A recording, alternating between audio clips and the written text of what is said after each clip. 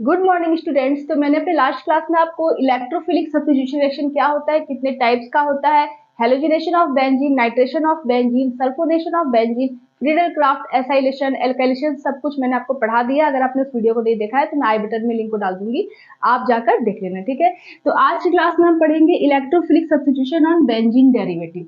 Benzene के derivative पर electrophilic substitution reaction कैसे होता है। तो आप कहोगे कि मैम तो हमने हैलोजिनेशन पढ़ ही लिया, हमने सल्फोनेशन पढ़ ही लिया, फ्रीडल क्राफ्ट पढ़ ही लिया, नाइट्रेशन पढ़ लिया, तो इसकी क्या जरूरत है। तो आपने अभी तक जो भी पढ़ा वो आपने पढ़ा बेंजीन रिंग पर रिएक्शन। ठीक है, बेंजीन रिंग पर आपने नाइट्रेशन पढ़ा, सल्फोनेशन, हैलोजिनेशन सब बेंजीन रिंग पर आपने पढ़ा। लेकिन अब आप पढ़ेंगे कि बेंजीन के डेरिवेटिव पर, मतलब यहाँ पर कोई ऐड हो जाए, कोई ग्रुप ऐड हो जाए। फिलहाल तो जो बेंजीन आपका होता है, ठीक है, ये जो बेंजीन होता है इसके पास जो हाइड्रोजन होते हैं वो 6 हाइड्रोजन होते हैं, सिमेट्रिकल होते हैं सबके सब। ठीक है, सबके पास, सभी कार्बन के पास एक एक हाइड्रोजन होते हैं, तो यहाँ पे कोई प्रॉब्लम नहीं है। लेकिन इस केस में अगर हम आए, इस केस में आए तो यहाँ पर एक हाइड्रोजन हटकर यहाँ पर एक फंक्शनल ग्रुप ऐड हो गया। ये हाइड्रोजन हटा, यहाँ पर एक फंक्शनल ग्रुप ऐड हो गया, जिसकी वजह से ये कहला गया आपका बेंजीन का डेरिवेटिव। ये क्या है, बेंजीन, तो ये क्या है, बेंजीन का डेरिवेटिव। तो इस केस में अगर आप इलेक्ट्रोफिलिक सब्स्टिट्यूशन कराते हैं तो वो पूरा का पूरा डिफरेंट हो जाता है। यहाँ पर अगर आप इलेक्ट्रोफिलिक सब्स्टिट्यूशन कराते हैं तो कोई प्रॉब्लम नहीं है, सारे के सारे हाइड्रोजन इक्वल है। चाहे यहाँ से हाइड्रोजन निकालो, यहाँ से निकालो, यहाँ से निकालो, उसके बाद इलेक्ट्रोफाइल को ऐड कर दो तो आपका इलेक्ट्रोफिलिक सब्स्टिट्यूशन हो जाएगा। लेकिन अगर आपने बेंजीन का डेरिवेटिव ले लिया, ठीक है, तो उस केस में पूरा का पूरा सिस्टम ही अलग हो जाता है, पूरा रिएक्शन ही अलग हो जाता है। ठीक है, तो इसलिए हम पढ़ेंगे electrophilic substitution on benzene derivative. Benzene पढ़ लिया आपने सारा, ठीक है। अब हम पढ़ेंगे बेंजीन के डेरिवेटिव पर इलेक्ट्रोफिलिक सब्स्टिट्यूशन कैसे होता है। ठीक है, तो पेन कॉपी वगैरह अगर निकाल लीजिए, अगर आपको नोट करना है तो, और पूरा ध्यान आपका बोर्ड पर ही होना चाहिए और कहीं नहीं। ठीक है, क्योंकि थोड़ा सा यहाँ पर ध्यान देने वाली बात है। तो अगर आपका यहाँ पर ये हो गया बेंजीन, इसका डेरिवेटिव मतलब कि यहाँ पर कोई ग्रुप ऐड होगा, तो इस पर अगर आपको इलेक्ट्रोफिलिक सब्स्टिट्यूशन कराना है, प्लस ई प्लस का रिएक्शन कराना है, इलेक्ट्रोफिलिक सब्स्टिट्यूशन कराना है, तो ये इलेक्ट्रोफाइल इस बेंजीन के डेरिवेटिव पर कहाँ अटैक करेगा। बेंजीन के केस में वो क्या कर रहा था, बेंजीन के केस में ये जो इलेक्ट्रोफाइल है ये आपका कोई भी हाइड्रोजन, ये चाहिए कोई भी एक हाइड्रोजन को रिप्लेस करके वहां पर वो जुड़ जा रहा था, तो इसको बोल रहे थे हम कि इलेक्ट्रोफिलिक सब्स्टिट्यूशन रिएक्शन हो रहा है। लेकिन अगर बेंजीन का डेरिवेटिव ले ले तो अब इलेक्ट्रोफाइल का ऐड कराए हम, तो वो कहाँ अटैक करेगा, इस ग्रुप को हटाकर ऐड करेगा, कि इस हाइड्रोजन को हटाकर ऐड करेगा, कि यहाँ वाले हाइड्रोजन को हटाएगा, यहाँ वाले, यहाँ वाले, यहाँ वाले। क्योंकि अब पूरा सिस्टम अलग हो गया, अब पूरा बेंजीन रिंग जो है वो अलग तरह का हो गया, बेंजीन की तरह नहीं है वो। इस ग्रुप के आ जाने की वजह से इस बेंजीन रिंग पर काफी इफेक्ट पड़ने लगा। क्यों, हो सकता है कि ये जो ग्रुप है ये इस बेंजीन रिंग से इलेक्ट्रॉन को अपनी तरफ खींच रहा हो, जिसकी वजह से इस बेंजीन रिंग पर इलेक्ट्रॉन की कमी हो जाए, जिसकी वजह से इलेक्ट्रोफाइल जो इलेक्ट्रॉन लवर है, जब इलेक्ट्रॉन की कमी हो जाएगी तो वो अटैक ही नहीं कर पाएगा, तो रिएक्शन होगा ही नहीं फिर। ठीक है, ये भी हो सकता है कि ये जो ग्रुप है वो इलेक्ट्रॉन सप्लाई कर रहा हो इस रिंग पर, जिसकी वजह से इलेक्ट्रॉन की यहाँ पे अधिकता हो जाए, तो ये क्या करेगा, इलेक्ट्रोफाइल आराम से रिएक्शन कर लेगा, आराम से अटैक कर लेगा। अच्छा, अब वो कहाँ अटैक करेगा, इस वाली जगह पे, इस वाली जगह पे कहाँ अटैक करेगा, सोचने वाली बात है कि नहीं है।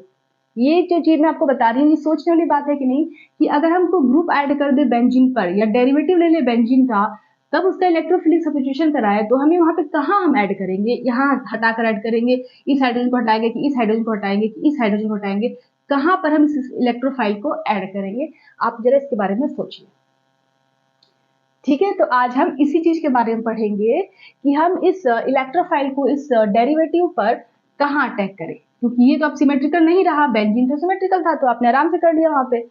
तो इस केस में, ठीक है, ये जो आप बेंजीन का डेरिवेटिव देख रहे हो, जब इसका स्ट्रक्चर आप बनाओगे तो वहां पर इस ग्रुप में आप कोई भी ग्रुप ऐड कर सकते हो, NO2, CH3, OH, Cl, कोई भी ग्रुप आप यहाँ लगा सकते हो, तो वो हो जाएगा बेंजीन का डेरिवेटिव। बेंजीन का डेरिवेटिव क्या होता है मैंने आपको बता दिया, एक हाइड्रोजन हटाइए बेंजीन से, वहां पर कोई फंक्शनल ग्रुप ऐड कर दीजिए, तो वो जो बनेगा वो होगा बेंजीन का डेरिवेटिव। ठीक है, एग्जांपल में बहुत सारे हैं, जैसे नाइट्रोबेंजीन, हेलोबेंजीन। ठीक है, यहाँ पर अगर NO2 जोड़ दो तो नाइट्रोबेंजीन, यहाँ पर Cl जोड़ दो तो क्लोरोबेंजीन, यहाँ पर अगर आप COOH जोड़ दो तो बेंजोइक एसिड। ठीक है, यहाँ पर अगर आप CHO जोड़ दो तो बेंजल्डिहाइड। तो बहुत सारे बेंजीन के डेरिवेटिव होते हैं, इनका रिएक्शन कराना है हमें इसी इलेक्ट्रोफाइल से, मतलब इनका इलेक्ट्रोफिलिक सब्स्टिट्यूशन रिएक्शन हमें देखना है इस टॉपिक में, इस लेक्चर में। ठीक है, तो अब ये जो आपका बेंजीन का डेरिवेटिव है, ये ग्रुप जिस कार्बन से अटैच होता है उस कार्बन को हम 1 कार्बन कहते हैं। इसके एडजेसेंट कार्बन को चाहे यहां से काउंट करो चाहे यहां से काउंट करो, मैं यहां से क्लॉकवाइज कर रही हूँ, तो ये 1, ये 2, ये 3, ये 4, ये 5 और ये 6 कार्बन हो गए इस बेंजीन के पास। Is that clear? ठीक है। अब पहले वाले कार्बन पे ग्रुप अटैच है, तो ये ग्रुप किस नेचर का है ये हमें पता नहीं है कि ये ग्रुप इलेक्ट्रॉन सप्लाई करने वाला है, प्लस आई वाला है कि माइनस आई वाला है। इंडक्टिव इफेक्ट आपने पढ़ा होगा ना, मैंने सब पढ़ा दिया आपको जनरल ऑर्गेनिक केमिस्ट्री में। इंडक्टिव इफेक्ट, रिजोनेंस इफेक्ट, अभी सब कुछ यहाँ पर अप्लाई होगा। इंडक्टिव इफेक्ट भी, रिजोनेंस इफेक्ट भी, हाइपर कंजुगेशन इफेक्ट भी यहाँ पर अप्लाई होने वाला है। ठीक है, बिना उसके ये क्लियर आपको नहीं होगा। तो यहाँ पर जो ग्रुप अटैच है अगर वो प्लस आई वाला हो या माइनस आई वाला हो, उससे इफेक्ट पड़ेगा इस बेंजीन रिंग पर। तो जिसकी वजह से आपका ये जो कार्बन है, कार्बन नंबर 2, कार्बन नंबर 6, ये जो है इस ग्रुप के पास है, इस ग्रुप के पास है। ये 6 नंबर कार्बन, ये 2 नंबर कार्बन इस ग्रुप के पास है। तो जो इंडक्टिव इफेक्ट होता है वो डिस्टेंस पर डिपेंड करता है। तो ये जो ग्रुप है वो 2 और 6 के पास है, मतलब यहाँ पर इंडक्टिव इफेक्ट जी का प्रभाव, जी का इफेक्ट इस 6 और 2 नंबर कार्बन पे ज्यादा पड़ेगा। ठीक है, इस ग्रुप का इफेक्ट, इंडक्टिव इफेक्ट इस 2 नंबर कार्बन पे, 6 नंबर कार्बन पे ज्यादा क्यों पड़ेगा? क्योंकि ये पास में है। उसके बाद 3 नंबर और 5 नंबर पे पड़ेगा, उसके बाद 4 नंबर पड़ेगा। तो 3 और 5 पर सेम इफेक्ट, 6 और 2 पर सेम इफेक्ट और 4 नंबर पर सेम इफेक्ट होगा। कहने का मतलब ये कि आपका जो ग्रुप आपने यहाँ लिया है ये इंडक्टिव इफेक्ट शो करेगा, चाहे माइनस चाहे प्लस आई। ठीक है, तो ये जो ग्रुप है इस कार्बन नंबर 2 और कार्बन नंबर 6 पर सेम इफेक्ट डालेगा, क्योंकि दोनों इक्वल में सेम पास में है। जितना दूर ये है उतना ही दूर ये भी है। उसके बाद ये जो 3 नंबर कार्बन और ये 5 नंबर कार्बन है, इस पर भी जो इफेक्ट पड़ेगा इस ग्रुप का वो सेम पड़ेगा, क्योंकि ये दोनों भी इक्वल डिस्टेंस में है इस ग्रुप के। चौथा नंबर कार्बन एक सिंगल कार्बन है जिससे दूर है बहुत। 1 और 4 इक्वल नहीं है, 1 पर ग्रुप है 4 पर ग्रुप नहीं है, 4 पर हाइड्रोजन है। ठीक है, तो 1 और 4 जो है वो सेम नहीं है, इसलिए इसको सेम काउंट मत करना। तो यहाँ पर 2 नंबर कार्बन जो है वो काम करेगा 6 नंबर कार्बन की तरह, और जो 3 नंबर कार्बन है वो काम करेगा 5 नंबर कार्बन की तरह। इन दोनों पे सेम इफेक्ट लगेगा। जो इफेक्ट 2 नंबर पे लगेगा वही 6 नंबर पे लगेगा, जो 3 नंबर पे लगेगा वही 5 नंबर पे इफेक्ट लगेगा। ठीक है, डिस्टेंस की वजह से दोनों का समान दूरी, इन दोनों का समान दूरी और इसका बिल्कुल अलग। और जो 4 नंबर कार्बन है उस पर एक अलग इफेक्ट लगेगा।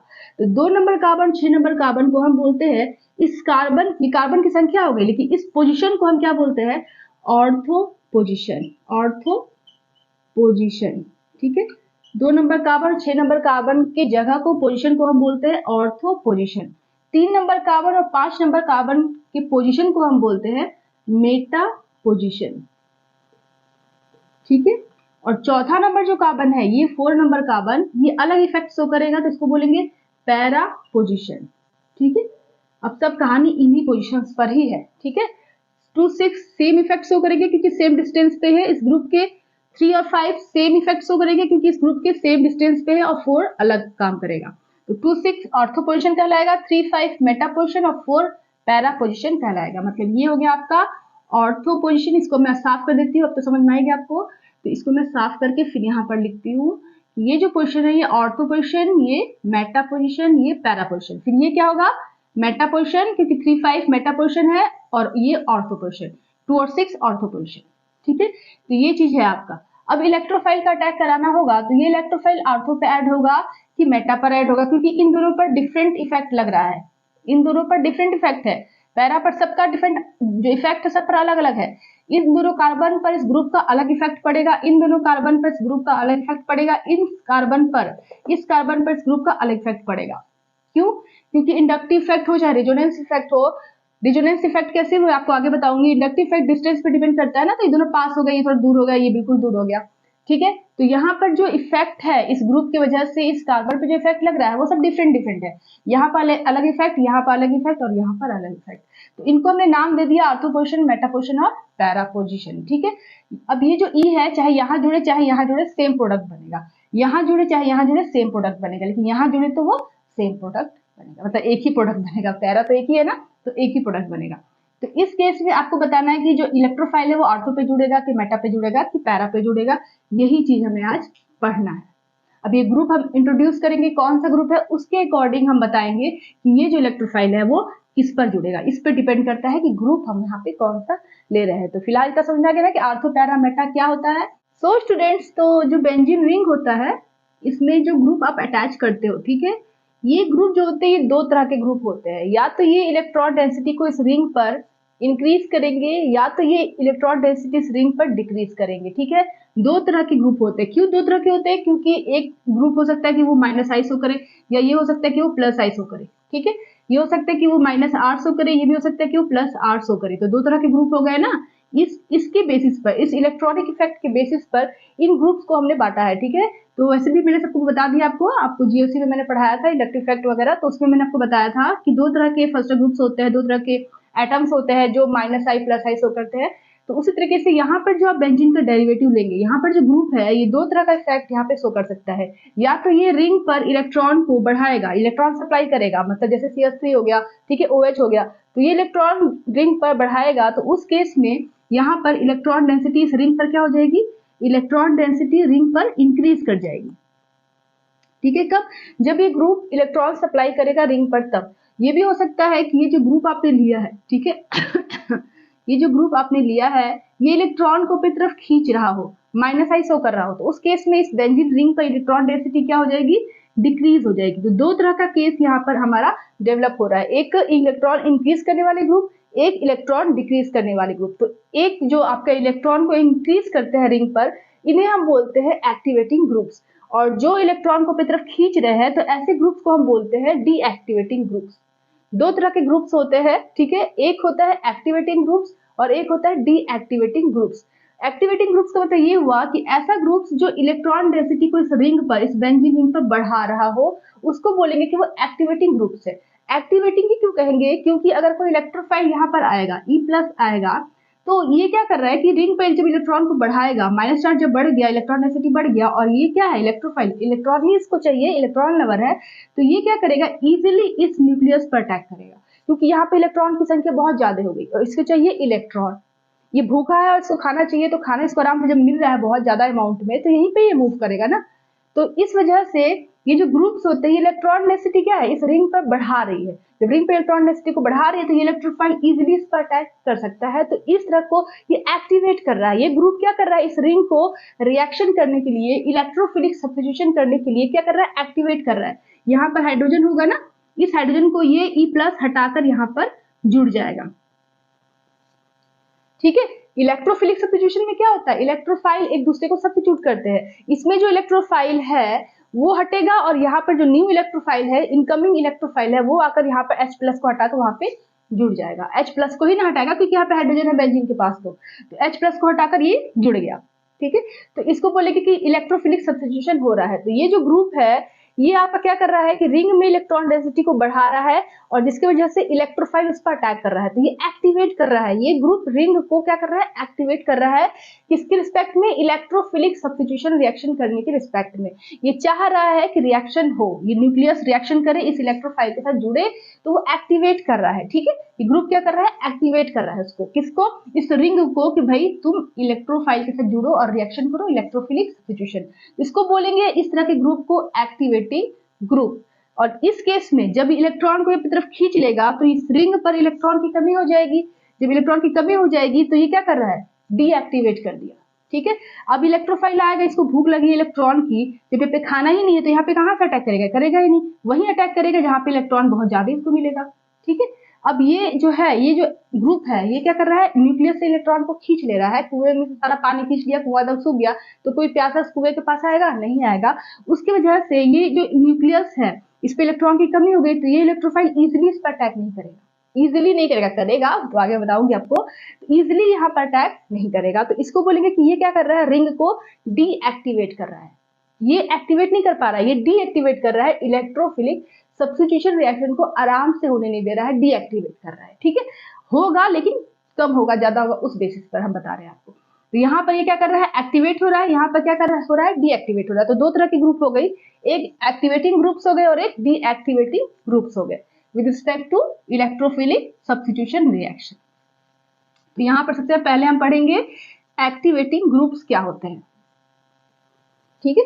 सबसे पहले हम पढ़ेंगे एक्टिवेटिंग ग्रुप्स के बारे में, उसके बाद हम पढ़ेंगे डीएक्टिवेटिंग ग्रुप्स के बारे में। एक्टिवेटिंग ग्रुप्स मतलब ये हुआ कि आपका ऑर्थो पैरा डायरेक्टिंग, ये सी नहीं है, ये आपका इस तरह से दिया है, ठीक है। Ortho para directing groups, activating groups को हम ऑर्थो पैरा डायरेक्टिंग कहते हैं। क्यों कहते हैं मैं आपको आगे बताऊंगी कि जो एक्टिवेटिंग ग्रुप्स होते हैं इन्हें हम ऑर्थो पैरा डायरेक्टिंग ग्रुप्स कहते हैं। This groups increase the electron density in the ortho and para position, ठीक है। ये जो आपका ग्रुप है, ठीक है, एक्टिवेटिंग वाला केस ले रही हूं मैं, यहाँ पर ये इलेक्ट्रॉन सप्लाई कर रहा है इस रिंग पर, तो ये जो ग्रुप है इसे हम बोलेंगे एक्टिवेटिंग ग्रुप्स, क्योंकि ये एक्टिवेट कर रहा है इस न्यूक्लियस को। इलेक्ट्रोफिलिक सब्स्टिट्यूशन रिएक्शन आगे करो भाई, इलेक्ट्रोफाइल है उसके साथ जुड़ो, ठीक है। तो ये एक्टिवेट कर रहा है इस न्यूक्लियस को, इसलिए बोलेंगे कि ये एक्टिवेटिंग ग्रुप्स है। ये इलेक्ट्रॉन सप्लाई कर रहा है, इसकी वजह से न्यूक्लियस आपका एक्टिवेट हो रहा है। तो यहाँ पर क्या है कि ये जो ग्रुप है इलेक्ट्रॉन सप्लाई करता है, तो ये ऑर्थो पोजिशन पर और पैरा पोजिशन पर, ठीक है, ये मेटा, ये मेटा, ये ऑर्थो। तो ये जो ग्रुप है आपका एक्टिवेटिंग ग्रुप्स, ये ऑर्थो पोजिशन पर और पैरा पोजिशन पर इलेक्ट्रॉन सबसे ज्यादा बढ़ाता है। मेटा पोजिशन पर कोई इफेक्ट नहीं करता है, वहां पे इलेक्ट्रॉन नहीं बढ़ाता है। ये जैसा इलेक्ट्रॉन यहाँ पर रहेगा वैसे ही रहेगा, जैसा तस रहेगा। लेकिन ये जो ग्रुप है एक्टिवेटिंग ग्रुप, ऑर्थो और पैरा पर इलेक्ट्रॉन डेंसिटी जो पहले थी उससे वो इंक्रीज कर देता है। क्यों कर देता है? ड्यू टू रेजोनेंस इफेक्ट, ठीक है। सब मैंने पहले बताया, आपको फिर से मैं बता रही हूँ कि यहाँ पर जो ग्रुप्स है, ठीक है, जैसे आपने ले लिया OH, OH के पास क्या है OH, ठीक है। यहाँ पर ऑक्सीजन के पास लोन पे इलेक्ट्रॉन्स है, तो ये अपने इलेक्ट्रॉन सप्लाई करेगा ना। जब ये कंजुगेशन में आएगा तो यहाँ पर सिंगल बॉन्ड है, जैसे सपोज दैट यहाँ पे OH है, सिंगल बॉन्ड फिर डबल बॉन्ड, तो कंजुगेशन में ये लोन पेयर आ गया, तो वो लोन पेयर क्या करेगा, पूरे रिंग पर मूवमेंट करेगा ड्यू टू रेजोनेंस। तो यहाँ पर क्या होगा कि ये OH जैसे है, या जैसे CH3 है, जैसे आपका OR ग्रुप है, तो ये ग्रुप्स जो होते हैं ये ऑर्थो और पैरा पर इलेक्ट्रॉन डेंसिटी को इंक्रीज करते हैं, बढ़ाते हैं। तब जाकर कोई E+ अगर आता है तो ये इलेक्ट्रोफाइल ऑर्थो पर अटैक करेगा या तो पैरा पर अटैक करेगा। ऑर्थो का यहाँ पर वन प्रोडक्ट बना और यहाँ पर जो दूसरा प्रोडक्ट बना वो सेम होगा, ठीक है, दोनों एक दूसरे क्या है, मिरर इमेज है। तो यहाँ पर जो पैरा प्रोडक्ट बना तो दो तरह के प्रोडक्ट बनेंगे, एक ऑर्थो प्रोडक्ट और एक पैरा प्रोडक्ट। तो और इलेक्ट्रोफाइल कहाँ अटैक करेगा, जब एक्टिवेटिंग ग्रुप होगा तो ऑर्थो और पैरा पर, ठीक है। लेकिन जब आपका यहाँ पर उल्टा हो जाए, यहाँ पर इलेक्ट्रॉन को ये खींचने लगे, तो उस केस में मेटा पोजीशन पे इलेक्ट्रोफाइल अटैक करने लगेगा। क्यों? क्योंकि मेटा पोजीशन पे इलेक्ट्रॉन्स डेंसिटी बढ़ेगी, ऑर्थो और पैरा पे घटेगी, ठीक है। आगे मैं आपको बताऊंगी, टेंशन लेने की कोई बात नहीं। फिलहाल अभी आप पढ़िए एक्टिवेटिंग ग्रुप्स, उसके बाद जब डीएक्टिवेटिंग बताऊंगी तब फिर आपको क्लियर हो जाएगा। तो यहाँ पर एक्टिवेटिंग ग्रुप्स का मतलब क्या हो गया कि ऑर्थो और पैरा पर इलेक्ट्रॉन डेंसिटी को बढ़ाने वाले ग्रुप्स को हम एक्टिवेटिंग ग्रुप्स कहते हैं। अभी मैं पूरा स्ट्रक्चर वगैरह सब बनाकर आपको समझाऊंगी कि कैसे रेजोनेंस स्ट्रक्चर पूरा बनाऊंगी, ठीक है। तो यहाँ पर आगे देखिए कि ऑर्थो पैरा डायरेक्टिंग ग्रुप्स को ही हम क्या कहते हैं, activating groups. These groups increase the electron density in the ortho and para position। तो ये जो ग्रुप्स होते हैं कहाँ कहाँ इलेक्ट्रॉन डेंसिटी बढ़ाते हैं, ऑर्थो और पैरा पोजिशन पे। So these groups direct the incoming group mainly to the ortho and para position। मतलब ये जो ग्रुप्स होते हैं, ये जो आपका एक्टिवेटिंग ग्रुप्स होते हैं, ये डायरेक्शन बताते हैं इलेक्ट्रोफाइल को कि भाई तुम आओ और कहाँ पर जुड़ो, तुम जुड़ो ऑर्थो और पैरा पोजिशन पर। मतलब ये कि यहाँ लिखा है आपका कि सो दिज ग्रुप्स, इसी के बारे में बात हो रही है ना, एक्टिवेटिंग ग्रुप्स। तो दिज ग्रुप्स डायरेक्ट, ये जो है डायरेक्शन बता रहा है किसको, इसको इलेक्ट्रोफाइल को ये डायरेक्ट कर रहा है। डायरेक्ट इन्फ्लुएंसर भी इसको बोलते हैं कि ये डायरेक्शन बता रहा है इस इलेक्ट्रोफाइल को कि तुम आओ, ये इनकमिंग ग्रुप हो गया, तुम आओ और कहाँ जुड़ो, मेनली टू द ऑर्थो पे यहाँ पर जुड़ो या तो यहाँ पर जुड़ो, ऑर्थो और पैरा पोजिशन पे जुड़ो। ये एक्टिवेट कर रहा है रिंग को और ये इसको डायरेक्शन दे रहा है कि तुम आओ यहाँ पर और यहाँ पर जुड़ो।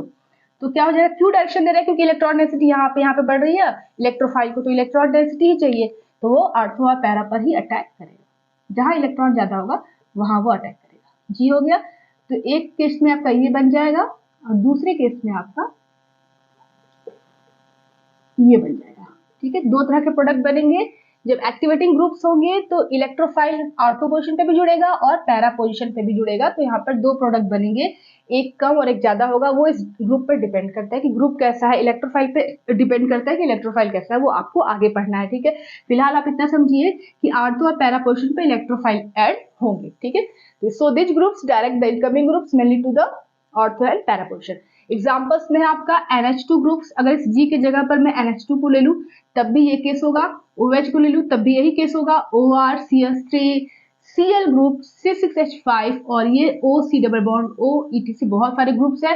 किताब में बहुत सारे ग्रुप्स दिए हुए, आप नोट कर लेना, ठीक है। बुक्स में बहुत सारे ग्रुप्स आपके एक्टिवेटिंग ग्रुप्स दिए हुए हैं, मैंने यहाँ पे जो इंपॉर्टेंट थे वो लिख दिया है यहाँ पे, ठीक है। इसका जो केस है, ये जो आप Cl देख रहे हो, ये थोड़ा सा एक्सेप्शनल केस है, इसको मैं अच्छे से बताऊंगी आपको, ठीक है।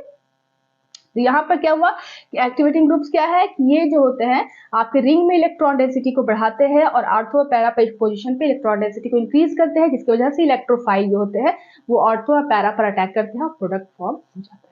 तो यहाँ पे ये डिफिनेशन हो गया और ये इसका एग्जाम्पल आपको नोट कर लेना है, साथ में एग्जाम्पल भी दे देना और ये भी दे देना है, ठीक है। यहाँ तक क्लियर। अब हम पढ़ेंगे डीएक्टिवेटिंग ग्रुप्स, उसके बाद मैं आपको बताऊंगी Cl के बारे में, ये जो ग्रुप्स है ये कैसे, क्यों ये आपको पैरा डायरेक्टिंग होते हैं, क्यों ये मेटा डायरेक्टिंग नहीं होते हैं। क्वेश्चन आप अपने से अराइज करेंगे क्यों, किस लिए हुआ है, ठीक है। अगर आप साइंस पढ़ रहे हो तो ये जो क्वेश्चन है आपको अपने मन में उत्पन्न, क्या बोलते हैं, इसको डेवलप करना होगा कि ऐसा क्यों हो रहा है, क्यों ये NH2 ग्रुप आर्थोपैरा है, क्यों OH आर्थोपैरा है, क्यों ये Cl जो है वो आर्थोपैरा है, जैसे ये हाईली इलेक्ट्रोनेगेटिव एटम है, ये तो इलेक्ट्रॉन को खींचेगा, तो फिर ये इलेक्ट्रॉन डेंसिटी बढ़ाएगा कैसे रिंग पर, तो सब चीज क्लियर अभी होने वाली है आपको, ठीक। तो स्टूडेंट्स अब हम पढ़ेंगे डीएक्टिवेटिंग ग्रुप्स क्या होते हैं, जिसे हम मेटा डायरेक्टिंग ग्रुप्स भी कहते हैं, ठीक है। मेटा डायरेक्टिव क्यों कहते हैं वो भी मैं आपको बताऊंगी अभी।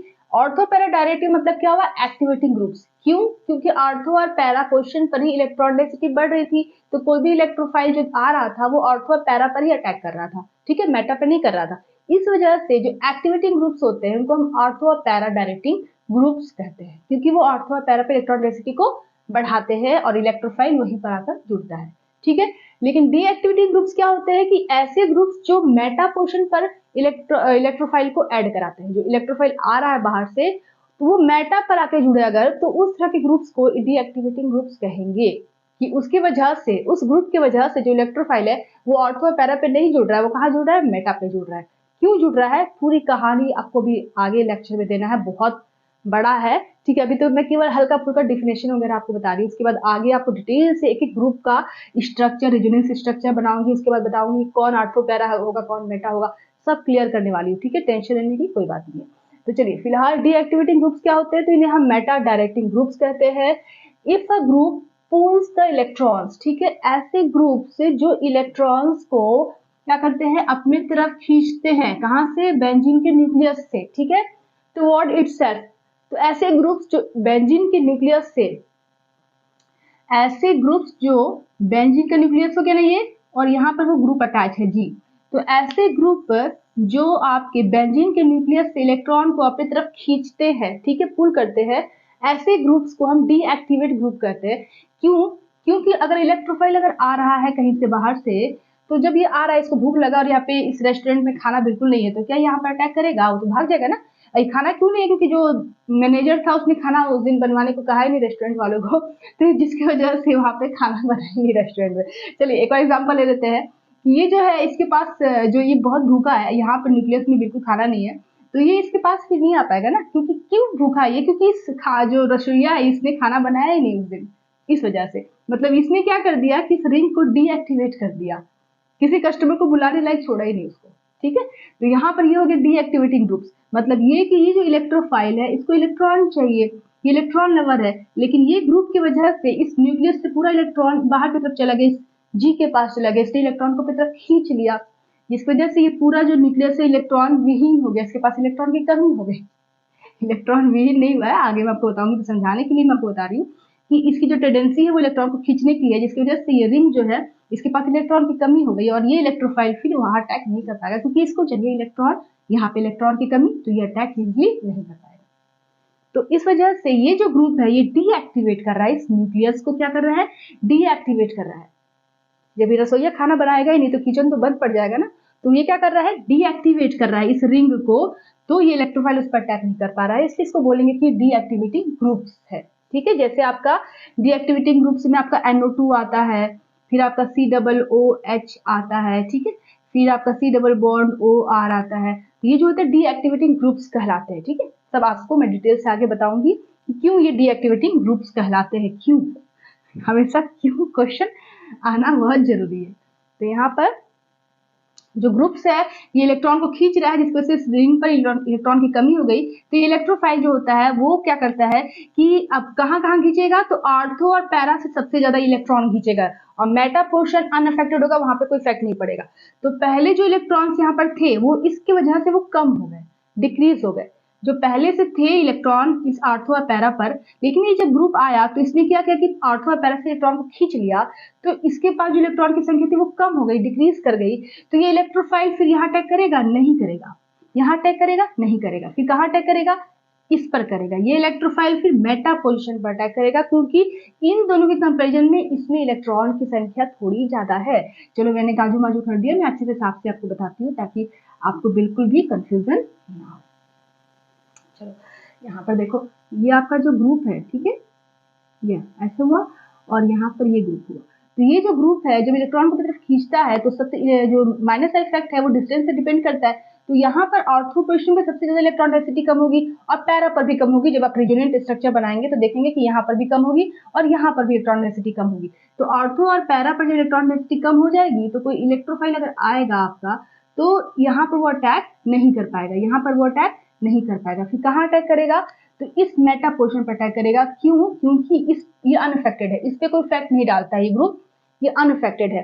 ये आपका आर्थो पैरा पर भी अनअफेक्टेड था और मेटा डायरेक्टिंग ग्रुप पर भी वो अनअफेक्टेड है। वहां पे जितना इलेक्ट्रॉन है उतना ही रहता है हमेशा, चाहे वो एक्टिवेटिंग ग्रुप हो चाहे वो डीएक्टिवेटिंग ग्रुप हो, मेटा पोर्शन अनअफेक्टेड ही रहता है। बस अंतर ये है कि एक्टिवेटिंग ग्रुप्स में आर्थो और पैरा पे इलेक्ट्रॉन बढ़ जा रहे थे, लेकिन डीएक्टिवेटिंग ग्रुप्स पे आर्थो और पैरा पे इलेक्ट्रॉन घट जा रहे हैं। तो ये आपका डीएक्टिवेटिंग हो गया और वो आपका एक्टिवेटिंग हो गया। और जबकि जो मेटा पोर्शन पे उसमें इलेक्ट्रॉन एक्टिवेटिंग हो चाहे डीएक्टिवेटिंग हो, दोनों में ही जस्का प्लस बना हुआ है। बस अंतर ये है कि एक्टिवेटिंग ग्रुप्स में आर्थो और पैरा पे इलेक्ट्रॉन बढ़ जा रहे थे और मेटा अनअफेक्टेड था, ठीक है। तो जिसकी वजह से इलेक्ट्रोफाइल आर्थो और पैरा पे जुड़ रहे थे। लेकिन डीएक्टिवेटिंग ग्रुप्स में क्या होगा कि आपका आर्थो और पैरा पे इलेक्ट्रॉन कम हो जा रहे हैं और मेटा पे इलेक्ट्रॉन जस्का प्लस है। तो यहाँ इलेक्ट्रॉन कम है, यहाँ इलेक्ट्रॉन फिर जस्का प्लस मतलब क्या ठीक ठाक है, और यहाँ पे इलेक्ट्रॉन तो डिक्रीज हो गए, इससे भी डिक्रीज हो गए। तो इलेक्ट्रोफाइल फिर कहाँ अटैक करेगा, मेटा पोर्शन पे अटैक करेगा।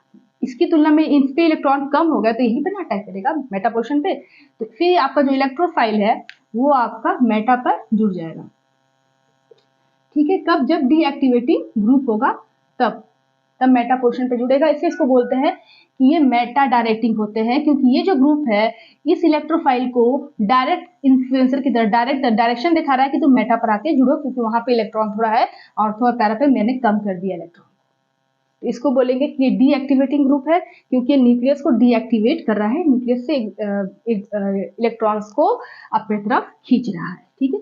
तो ये इस तरह से हो गया। यहाँ पे साफ साफ स्ट्रक्चर बना देती हूँ, अगर आपको नोट करना है तो आप नोट कर सकते हो। यहाँ पर मैं क्लियर स्ट्रक्चर बना देती हूँ इस चीज का। ये हो गया, यहाँ पर जी हो गया। जब ये आपका एक्टिवेटिंग ग्रुप होगा तो ये इस तरह से इलेक्ट्रॉन सप्लाई करेगा और तब आपका जो इलेक्ट्रोफाइल है वो कहाँ अटैक करेगा, आर्थो पर और पैरा पर, ठीक है। तो यहाँ पर आपका प्रोडक्ट जो बनेगा वो इस तरह से बनेगा। जी हो गया यहाँ पर ई जुड़ेगा और साथ में आपका दूसरा जो प्रोडक्ट बनेगा, अब इसमें से भी मेजर माइनर होता है, उस सब आपको आगे पढ़ना है, कौन मेजर बनेगा कौन माइनर बनेगा। तो आर्थो पैरा ये बन गया, ठीक है। कब, जब एक्टिवेटिंग ग्रुप होगा। यहाँ पे आप लिखेंगे कि ये क्या है, एक्टिवेटिंग ग्रुप्स, मतलब आर्थो और पैरा डायरेक्टिंग ग्रुप। आर्थो और पैरा पे डायरेक्शन दे रहा है ना ये ई को, तो ये हो जाएगा आर्थो पैरा डायरेक्टिंग ग्रुप। लेकिन अगर आपका डीएक्टिवेटिंग होगा तो क्या हो जाएगा, नोट करते चलिए सब। ये हो गया और यहाँ पर जी, ठीक है। ये जब इलेक्ट्रोफाइल आएगा तो ये कहाँ अटैक करेगा, इस मेटा पोर्शन पे, क्योंकि इलेक्ट्रॉन डेंसिटी यहाँ पे अनअफेक्टेड है, लेकिन ऑर्थो और पैरा पे इलेक्ट्रॉन डेंसिटी इसने कम कर दी है, क्योंकि ये इलेक्ट्रॉन को अपनी तरफ खींच रहा है। क्यों कम कर दिए, कैसे कम कर दिए, सब मैं आपको आगे बताऊंगी, टेंशन लेने की तो यहाँ पर बात नहीं है। तो आपका हो जाएगा, ये हो जाएगा इस तरह से, यहाँ पर जी हो जाएगा और ये मेटा पर ये ई जुड़ गया, ये हो जाएगा आपका एक ही प्रोडक्ट बनेगा, क्योंकि यहाँ पर जो जुड़ेगा वो सेम प्रोडक्ट होगा, चाहे यहाँ जोड़ो चाहे यहाँ जोड़ो एक ही बात होगा। आर्थो पैरा अलग अलग है, ठीक है। तो ये हो गया मेटा डायरेक्टिंग ग्रुप, इसको हम बोलेंगे deactivating group. Deactivating group, deactivating group को ही हम बोलते हैं मेटा डायरेक्टिंग ग्रुप, और एक्टिवेटिंग ग्रुप को हम बोलते हैं ortho para directing group. Is that clear, नाम सब क्लियर हो गया, सब समझ में आ गया डिफिनेशन। अब हम मेन चीज पढ़ेंगे एग्जाम्पल के साथ कि कौन कौन ग्रुप जो होते हैं वो ऑर्थो पैरा होते हैं, कौन कौन ग्रुप जो होते हैं मेटा डायरेक्टिंग होते हैं, क्यों होते हैं, रीजन उसका क्या है। ठीक है फ्रेंड्स, तो ऑर्थो पैरा डायरेक्टिंग ग्रुप्स मतलब एक्टिवेटिंग ग्रुप्स जो होते हैं वो, जैसे यहाँ पर जो मेन एग्जाम्पल है वो मैंने ले लिया है, बाकी बहुत सारे एग्जाम्पल है, आप बुक से नोट कर लेना, बहुत सारे एग्जाम्पल है। ठीक है, तो यहाँ पे जो मेन जो एग्जाम में आते हैं ज्यादातर वो मैंने यहाँ पर ले लिया है ताकि मैं सबका आपको बनाकर दिखा सकूं। ठीक है, तो ये हो गया आपके ऑर्थो पैरा डायरेक्टिंग ग्रुप, या जिसे हम एक्टिवेटिंग ग्रुप भी कहते हैं। ये जो फंक्शनल ग्रुप्स है, ये जो फंक्शनल ग्रुप्स है ये आपके बेंजीन की न्यूक्लियस पर इलेक्ट्रॉन डेंसिटी को क्या करते हैं, बढ़ाते हैं। ये फंक्शनल ग्रुप जो होते हैं वो बेंजीन के न्यूक्लियस पर इलेक्ट्रॉन डेंसिटी को बढ़ाते हैं। कहाँ कहाँ पर, ऑर्थो और पैरा पोजिशन पर इलेक्ट्रॉन डेंसिटी को बढ़ाते हैं, जिसकी वजह से बाहर से आने वाला इनकमिंग इलेक्ट्रोफाइल जो होता है वो ऑर्थो और पैरा पर ही जुड़ता है इन ग्रुप की वजह से।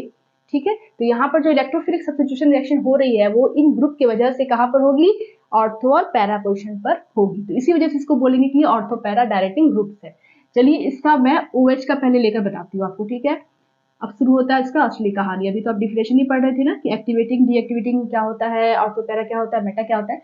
अब हम मेन चीज पढ़ेंगे कि क्यों ये आपका ऑर्थो पैरा होता है, क्यों ये मेटा नहीं होता है, क्यों ये इलेक्ट्रॉन की डेंसिटी को ऑर्थो और पैरा पर बढ़ाता है, मेटा पर नहीं बढ़ाता है। तो सब चीज अब क्लियर करेंगे। ठीक है, अगर आप इधर उधर ध्यान है आपका तो बिल्कुल भी अपने ध्यान को बोर्ड पर रखिए। ठीक है, ये देखिए यहाँ पर मैंने जोड़ दिया O और H, ये क्या हो गया, किस चीज का ये फॉर्मूला है, फिनॉल का। ठीक है, यहाँ पर ये इलेक्ट्रॉन इसके पास बॉन्डिंग होने के बाद भी इसके पास 2 लोन पे इलेक्ट्रॉन बचे हुए हैं इस ऑक्सीजन के पास। ठीक है, तो उसके बाद क्या होता है कि आपका ये जो है लोन पेयर, सिंगल बॉन्ड फिर डबल बॉन्ड फिर सिंगल बॉन्ड फिर डबल बॉन्ड फिर सिंगल बॉन्ड फिर डबल बॉन्ड फिर सिंगल बॉन्ड फिर आपका ये डबल बॉन्ड। कहने का मतलब ये कि ये लोन पेयर इस डबल बॉन्ड के साथ क्या है, कंजुगेशन में। कंजुगेशन में होने का मतलब क्या होगा कि ये मूवमेंट करेगा पूरे न्यूक्लियस में, आपका रिजोनेटिंग स्ट्रक्चर्स को फॉर्म करेगा, मूवमेंट करेगा। ठीक है, डीलोकलाइज होगा, ये लोन पेयर पूरे रिंग में डीलोकलाइज होगा। तो इसकी वजह से ये लोन पेयर को ऑक्सीजन ने जब इधर दे दिया तो ये डीलोकलाइज होने लगा। तो कोई भी इलेक्ट्रोफाइल जो आ रहा है इनकमिंग, वो उसको तो इलेक्ट्रॉन ही चाहिए, और इसने इलेक्ट्रॉन सप्लाई कर दिया न्यूक्लियस पर, मतलब एक्टिवेट कर दिया न्यूक्लियस को कि भाई तुम रिएक्शन करो, इलेक्ट्रोफिलिक सब्स्टिट्यूशन करो। इसने एक्टिवेट कर दिया इस ग्रुप ने इलेक्ट्रॉन और सप्लाई करके, इसको तो इलेक्ट्रॉन चाहिए, इसने और इलेक्ट्रॉन दे दिया, तो जिसकी वजह से इसने एक्टिवेट कर दिया इस ग्रुप इस बेंजीन को, तो ये इलेक्ट्रोफाइल इजिली इस पर अटैक कर जाता है। तो इसको बोलते हैं कि इलेक्ट्रोफिलिक सब्स्टिट्यूशन हो रहा है किस पर, बेंजीन के डेरिवेटिव पर। ये बेंजीन का डेरिवेटिव है ना, ये फिनॉल। ठीक है, तो यहाँ पर क्यों ये सप्लाई करेगा वो चीज मैं आपको बताने वाली हूँ। ठीक है, वैसे मैंने इसको बहुत पहले भी बताया था, जब मैं जनरल ऑर्गेनिक केमिस्ट्री पढ़ा रही थी तब मैंने इसको बताया था आपको, जब इसका रिजोनेटिव स्ट्रक्चर में बना रही थी। ठीक है, वो वीडियो आपको मिल जाएगी, आप देख सकते हो उसको। ठीक है, तो चलो यहाँ पर आपका पहला ये तो फिनॉल हो गया। यहाँ पर क्या होगा कि ये लोन पेयर ये सप्लाई करेगा। ठीक है, तो ये इलेक्ट्रॉन इधर शिफ्ट हो जाएगा, क्यों, क्योंकि यहाँ पर जब इलेक्ट्रॉन से यहाँ मूव करेगा तो इलेक्ट्रॉन, लोन पे इलेक्ट्रॉन, ये पाई इलेक्ट्रॉन के साथ रिपल्सन क्रिएट होगा, रिपल्सन की वजह से ये दूर भागेगा, माइनस माइनस पर रिपल्सन होगा तो ये इलेक्ट्रॉन दूर भागेगा और इस कार्बन पर आकर एक्यूमुलेट हो जाएगा। ठीक है, तो यहाँ से आपका एक रिजोनेटिंग स्ट्रक्चर ये बन गया, दूसरा रिजोनेटिंग स्ट्रक्चर क्या बनेगा, ठीक है, इस तरह से हो गया। यहाँ पर आपका नेगेटिव हो गया, डबल बॉन्ड OH। अब इस ऑक्सीजन ने अपना एक लोन पेयर सिग्मा बॉन्ड बनाने में यूज कर लिया, तो एक ही लोन पेयर बचा, जिसकी वजह से इसके पास इलेक्ट्रॉन की कमी हो गई, किसके पास, ऑक्सीजन के पास, क्योंकि इसने अपना इलेक्ट्रॉन लोन पेयर जो अच्छा खासा था उससे सप्लाई कर दिया था। क्यों, क्योंकि कंजुगेशन में है वो लोन पेयर। ठीक है, तो इस वजह से इस ऑक्सीजन के पास इलेक्ट्रॉन की कमी हो गई थी, पॉजिटिव चार्ज को कैरी कर लेगा। और दूसरा रीजन यहाँ पे 3 बॉन्ड है, ऑक्सीजन 2 बॉन्ड बनाता है, यहाँ पे 3 बॉन्ड है, इस वजह से इसके पास पॉजिटिव चार्ज होगा, ये भी आपको ध्यान रखना है। ठीक है, उसके बाद यहाँ पर ये इसका सेकंड रिजोनेटिव स्ट्रक्चर हो गया। अब क्या करेंगे, अब ये जो आपका है कंजुगेशन होने की वजह से फिर यहाँ पर शिफ्ट होगा, तो ये पाई इलेक्ट्रॉन इस इलेक्ट्रॉन के साथ रिपल्सन क्रिएट करेगा और ये कहाँ भागेगा, ऑर्थो पोजिशन पर भागेगा। ठीक है, अभी मैं आपको बताऊंगी क्यों ऑर्थो पैरा डायरेक्टिंग ये होते हैं ग्रुप्स। ठीक है, पहले इसका मैं रिजोनेटिंग स्ट्रक्चर बना लूँ फिर। तो यहाँ पर आपका हो जाएगा नेगेटिव चार्ज, फिर ये ऐसे, फिर ये ऐसे, ये डबल बॉन्ड OH, ये इस पे पॉजिटिव चार्ज। ठीक है, इतना क्लियर है ना, ये इलेक्ट्रॉन इधर शिफ्ट करेगा तो पाई इलेक्ट्रॉन के साथ रिपल्सन होगा, तो क्या होगा कि ये इलेक्ट्रॉन यहाँ से भागकर इस पे एक्यूमुलेट हो जाएगा, तो ये माइनस चार्ज यहाँ आ जाएगा। ठीक है, फिर यहाँ पर इसने वापस अपना गेन कर लिया डबल बॉन्ड। इन सब के पास एक एक हाइड्रोजन है, ये भी आपको याद रखना है। आगे क्या करना है, ये हो गया थर्ड स्ट्रक्चर। अब क्या होगा कि ये वापस चूंकि कंजुगेशन में है तो वापस इधर जाएगा, फिर ये आपका इधर एक्यूमुलेट होगा, ठीक वही। और जो एरो का डायरेक्शन है आपको ध्यान रखना है, tail head tail head, tail head tail head, tail head tail head, इस तरह का होना चाहिए। कभी भी आप इस तरह का स्ट्रक्चर मत बनाइएगा जब आप रीजनरेटिव स्ट्रक्चर बना रहे होंगे तो टेल हेड फिर हेड टेल, इससे से गलती हो जाएगा। हमेशा आपका इस तरह का स्ट्रक्चर होना चाहिए, टेल हेड फिर आपका टेल हेड, इस तरह का होगा तो समझो कि आप सही स्ट्रक्चर ड्रॉ कर रहे हो, वरना आप गलत कर रहे हो। हाँ, तो ये चीज आपको याद रखना है। फिर यहां से आपका ये हो जाए, ये आपका एक्यूमुलेट हो जाएगा पाई इलेक्ट्रॉन्स इस कार्बन पर, यहाँ पर ऐसे है ही है, फिर double bond O H, positive charge and lone pair, तो ये हो जाएगा फोर्थ स्ट्रक्चर। ठीक है, लास्ट हम बनाने वाले हैं। लास्ट में क्या होगा, जैसे पहला वाला स्ट्रक्चर था वैसा ही ये गेन कर लेगा, ये रिजोनेटिंग स्ट्रक्चर। फिर यहाँ से ये वापस ऑक्सीजन के पास ये लोन इलेक्ट्रॉन्स चले जाएंगे, ये जो बॉन्डिंग के इलेक्ट्रॉन्स है वापस ऑक्सीजन खींच लेगा उसको अपनी तरफ। क्यों खींचेगा, क्योंकि इलेक्ट्रॉन डेंसिटी कम हो गई, इलेक्ट्रोनेगेटिविटी हाई होगी उसकी, तो बगल के इलेक्ट्रॉन्स को अपनी तरफ खींच लेगा। तो यहाँ पर क्या हो जाएगा, ऐसे ऐसे, यहाँ पर डबल बॉन्ड, वापस इसने अपने इलेक्ट्रॉन्स को पा लिया, तो ये वापस ये वाला स्ट्रक्चर बन गया आपका, तो कंप्लीट हो गया रिजोनेटिंग स्ट्रक्चर इसका। तो यहाँ पर आप देखेंगे कि इस पांचों रिजोनेटिंग स्ट्रक्चर्स में कहाँ कहाँ पे इलेक्ट्रॉन डेंसिटी बढ़ रही है। ठीक है, यहाँ पर मैंने ग्रीन पेन लेकर मैं आई हूँ, तो यहाँ पर आप देखेंगे कि इस OH की वजह से ऑर्थो पोर्शन पर इलेक्ट्रॉन डेंसिटी यहाँ पर बढ़ रही है। ठीक है, यहाँ बढ़ रही है। फिर आप देखेंगे कि पैरा पोर्शन पर भी इलेक्ट्रॉन डेंसिटी यहाँ पर बढ़ रही है। फिर और कहाँ बढ़ रही है, और कहीं नहीं बढ़ रही है। मेटा पोर्शन ये हो गया, मेटा पोर्शन ये हो गया, बढ़ रही है नो, यहाँ बढ़ रही है नो, यहाँ बढ़ रही है नो, यहाँ बढ़ रही है नो। तो मेटा पोर्शन पे इलेक्ट्रॉन डेंसिटी नहीं बढ़ रही है, वो जस का तस है, जैसा यहाँ मेटा है हर पोर्शन पे मेटा भी वैसे ही दिख रहा है, लेकिन कहाँ पर बढ़ रही है, तो आर्थो पर बढ़ रही है। देख रहे हो आप, ये भी आर्थो पोर्शन है, सेम पोर्शन, ये भी आर्थो ये भी आर्थो, ठीक है, दोनों एक दूसरे के मिरर इमेज। ये भी आप आर्थो ये भी आर्थो है, तो सेम पोर्शन है, आर्थो पे बढ़ रही है इलेक्ट्रॉन डेंसिटी और पैरा पे बढ़ रही है। तो इस वजह से ये आर्थो पैरा डायरेक्टिंग ग्रुप्स होते हैं, क्योंकि आर्थो और पैरा पर आपके इलेक्ट्रॉन डेंसिटी बढ़ रही है। ठीक है, तो आर्थो पैरा पर इलेक्ट्रॉन डेंसिटी बढ़ेगी तो इलेक्ट्रोफाइल कहाँ अटैक करेगा, इस आर्थो पर अटैक करेगा और इस पैरा पर अटैक करेगा। तो दो प्रोडक्ट बनेंगे, एक आर्थो वाला बनेगा और एक पैरा वाला बनेगा। आर्थो प्रोडक्ट अलग होगा, पैरा प्रोडक्ट अलग होगा।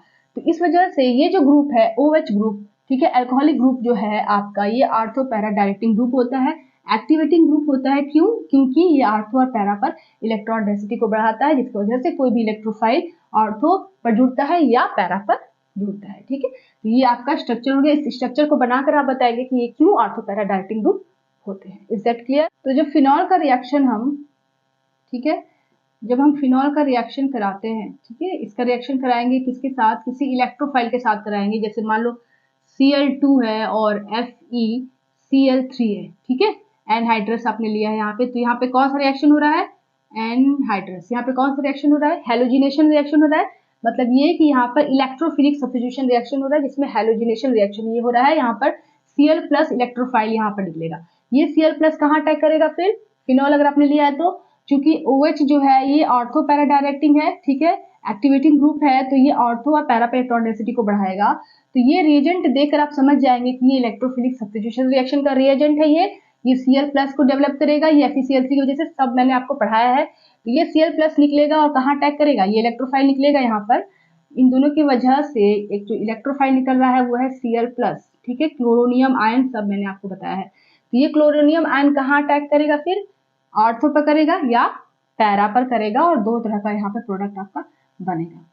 क्यों करेगा, मैंने अभी थोड़ी देर पहले बताया कि आर्थो और पैरा पे इलेक्ट्रॉन डेंसिटी बढ़ रही है, Cl+ पे पॉजिटिव चार्ज है, तो जहां इलेक्ट्रॉन मिलेगा उसको वही अटैक करेगा। तो वो आर्थो और पैरा पे ज्यादा इलेक्ट्रॉन मिल रहा है तो वहीं पर वो अटैक करेगा। एक Cl यहाँ जुड़ जाएगा और दूसरे वाले प्रोडक्ट में पैरा पोजिशन पर जुड़ जाएगा, OH यहाँ और ये Cl। तो ये हो गया इसका रिएक्शन। ठीक है, electrophilic substitution reaction on phenol with the help of this reagent. ये कौन सा रिएजेंट है, हेलोजिनेशन वाला रिएजेंट है, और आपका ये प्रोडक्ट बन जाएगा। ठीक है, तो यहाँ पर आप देख लिया ना कि इसके वजह से, इस OH की वजह से मैंने यहाँ पर आर्थो पैरा पे जोड़ा, मेटा पे नहीं जोड़ा। तो ये आप अगर आप मेटा पे जोड़ देंगे Cl को तो वो रिएक्शन गलती हो जाएगी। ठीक है, क्योंकि ये आर्थो पैरा डायरेक्टिंग है, एक्टिवेटिंग ग्रुप्स है। ठीक है, सो स्टूडेंट, यहाँ पे मैंने आपको अल्कोहलिक ग्रुप बता दिया, और इसके तरह ही आप वर्ड भी बता सकते हो, NH2 को भी बता सकते हो, क्योंकि इसमें एक लोन पेयर है, इसमें 2 लोन पेयर है, तो आप इसका भी रिजोनेटिव स्ट्रक्चर बनाकर देख सकते हो कि आर्थो और पैरा डायरेक्टिंग ये क्यों होता है। ठीक है, अगर नहीं समझ में आ रहा है तो आप कमेंट करना, मैं फिर से इसको बताऊंगी। ठीक है, अब हम पढ़ेंगे Cl के बारे में, क्योंकि Cl थोड़ा सा अलग केस है, क्योंकि ये रिंग को डीएक्टिवेट करता है, फिर भी ये ऑर्थो पैरा डायरेक्टिंग कहलाता है। Cl जो ग्रुप है ये आपका रिंग को, जो आपका बेंजीन न्यूक्लियस है उसको क्या कर रहा है, डीएक्टिवेट करता है, डीएक्टिवेट, ठीक है, करता है, और साथ ही ये ऑर्थो पैरा डायरेक्टिंग होता है। ये कैसे पॉसिबल है भाई, जब ये डीएक्टिवेट कर रहा है तो इसको मेटा डायरेक्टिंग होना चाहिए, लेकिन ये होता है आर्थो पैरा डायरेक्टिंग। ठीक है, तो ये ऑप्शनल केस है, एक्सेप्शनल केस है, तो इस चीज को आपको याद रखना है। अभी मैं बताऊंगी ऐसा क्यों होता है। ठीक है, कि क्यों ये क्लोरीन ऐसा काम करता है कि रिंग को, ये बेंजीन के रिंग को डीएक्टिवेट कर रहा है, साथ में ये ऑर्थो पैरा होता है। डीएक्टिवेट वाले तो मेटा डायरेक्टिंग होते हैं, बट ये ऑर्थो पैरा डायरेक्टिंग होता है। तो इसका रीजन क्या है वो मैं आपको बताने वाली हूँ, बहुत ध्यान से देखिए, बोर्ड पर ही आपका ध्यान होना चाहिए और कहीं पर भी आपका ध्यान नहीं होना चाहिए। ठीक है, तो जब हम क्लोरोबेंजीन का स्ट्रक्चर बनाते हैं, ठीक है, यहाँ पर ये क्लोरोबेंजीन हो गया Cl। बॉन्डिंग के बाद भी इस क्लोरीन के पास 3 लोन पेयर इलेक्ट्रॉन्स बचे होते हैं। जब इसका इलेक्ट्रोफाइल से रिएक्शन होता है तो देखा गया कि इस क्लोरोबेंजीन ने 2 तरह के प्रोडक्ट बनाए, एक पर आर्थो पोजीशन पे इलेक्ट्रोफाइल जुड़ा और दूसरा आपका